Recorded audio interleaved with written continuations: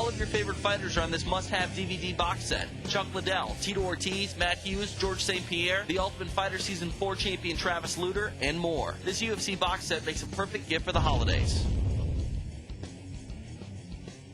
It's almost 4 in the morning, just getting back to the hotel. First of all, how are you? Feeling great now. Yeah. You know, I was very nauseous and they thought it was a serious problem. Very bad blur vision, but everything came back to normal after, you know. Did you ever experience anything like that before? No, first time. Yeah. Yeah. It was because he started hitting me on the back of the head on the beginning, on the standing up.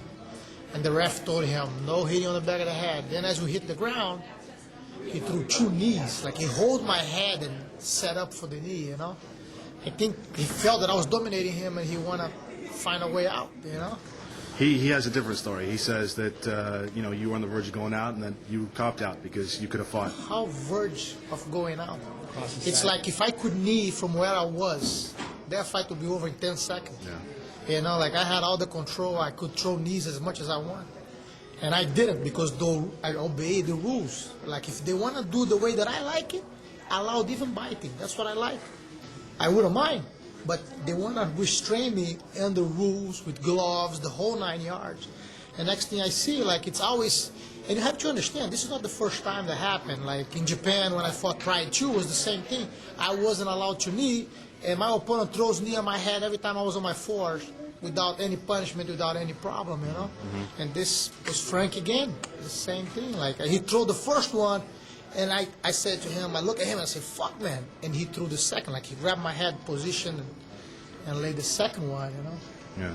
So you remember the fight? At no point did you black out or have anything? No, I issues didn't like black that? out at all. Like, Yeah. I felt dizzy trying to get up on that moment, so I sat down, and my vision was very blurred. And I started feeling nauseous, like puking. I puke when I hit the locker room. I started puking a lot. I almost puked the doctor. So what's the diagnosis? That you just concussion? They say concussion. They told me not to eat like for a while, and you know, Yeah. and have someone keeping an eye on me when I sleep tonight, just to make sure that everything is fine. If the pain gets, if I start having headaches or something like that, you go back to the hospital. That's what they told me. Talk about how the fight to that point had gone for you. I mean, you were scoring takedowns. It seemed like you were in control. So it was easy. To be honest, it was an easy fight. I couldn't believe how easy it was. You know, the fight was mine all the way. I couldn't believe that the turnout was that, you know. Yeah. I think honestly it was him trying to find a way out. That's the only explanation that I can have. Because he knew from the moment that he hit me the first, I said, man, fuck, man. You know, I said, again. And then he threw the second one. You know. That's when the ref came in and I stopped feeling out of balance. Now, he was warned early in the fight for hitting you in the back of the head? For hitting in the back of the head. With his fist, right? With his fist, yeah, a couple of times. Like, I forgot his name. Herb Yeah.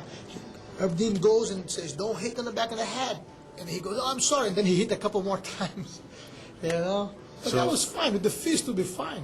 Are you going to give him a chance to fight again? Or I definitely want to fight him again. And I hope he's in better training, better prepared technically, because, you know, it was a walk in the park. Like, I couldn't believe how easy it was.